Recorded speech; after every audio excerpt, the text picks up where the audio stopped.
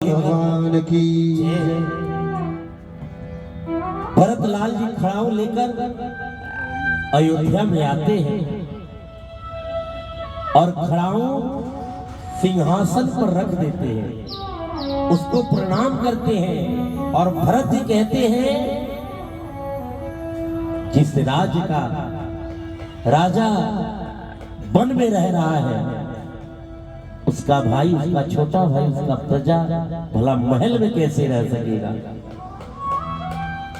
भरत जी ने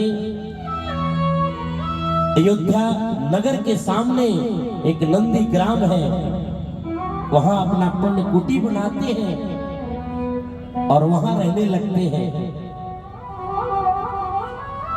आधी रात होती है। देखिए, औरत होनी चाहिए सीता की जैसे, मांडवी की जैसा। आधी रात कौशल्या के कानों में किसी की टहलने की आवाज आती है कि महल में कोई भ्रमण कर रहा है।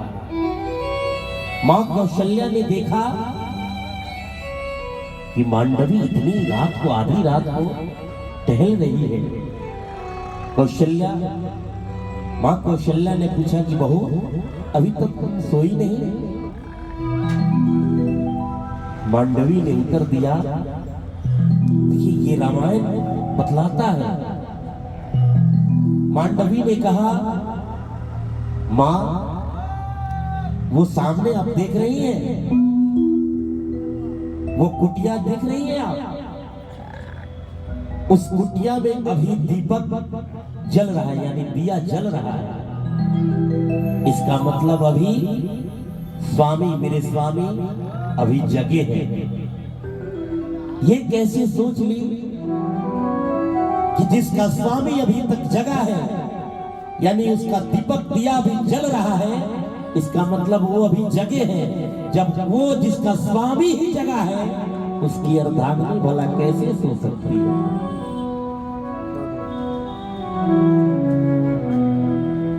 ये है भारत की नारियां। आजकल के नारी लोग अभी मरद खाई के बड़े घर ही बहुत तरह, अभी मुंह निकल गलत तरह 3 बेर खा लेती है। का जयराम जी तार भल जाइए नहीं करेंगे, तो क्या कहिएगा। प्रभु श्री राम वन में जाते हैं और वहां कोल भील के बेटा पूछते हैं, ये वेशभूषा से तो नहीं लग रहा है कि आप वनवासी हैं, कोई राजा के लड़के ही लग रहे हैं। बड़ी सुंदर सी भजन। हम वनवासी रे, हम वनवासी, कोई भील के बिटौआ रे, कोई भील के बिटौआ तोता राजा बाबू हुआ।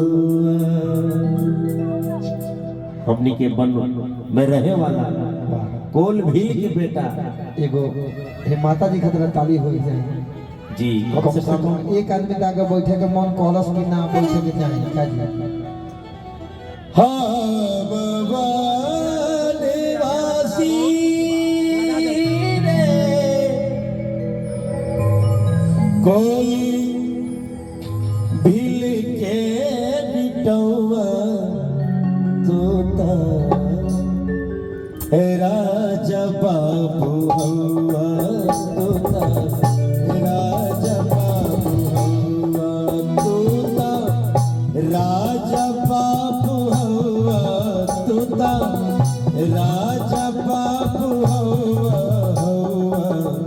राजा बाबू हुआ, तोता राजा बाबू हुआ, तोता राजा राजा बाबू हवा हवा राजा बाबू हवा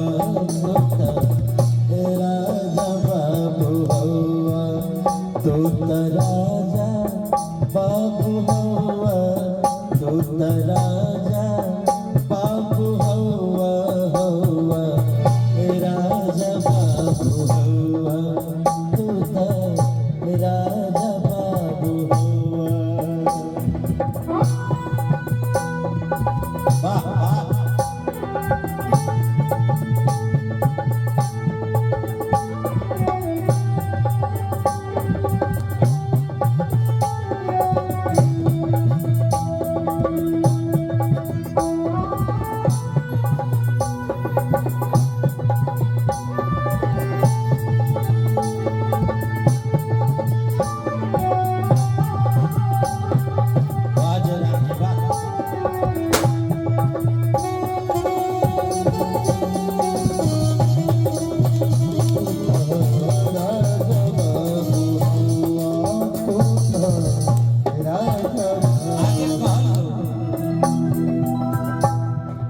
घरवा माई बाप होई है औरी छोट भाई होई है घरवा बाबू माई होई है और छोट भाई होई है घरवा माई बाबू होई है औरी छोट भाई होई है घरवा बाबू माई होई है और छोट भाई होई है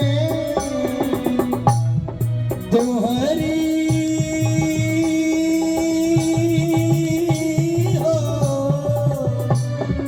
तोहरी तपस्वी के भेसवाई कि तोहरी तपस्वी के भेसवाई बुझाता बनौआ तू राजा बाबू राजा बाबू हवा तूता राजा बाबू हवा तूता राजा बाबू हवा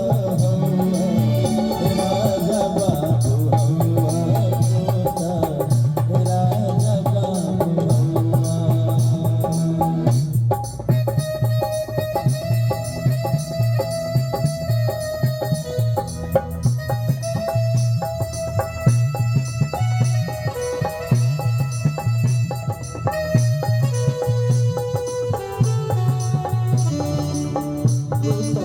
तू राजा बाबू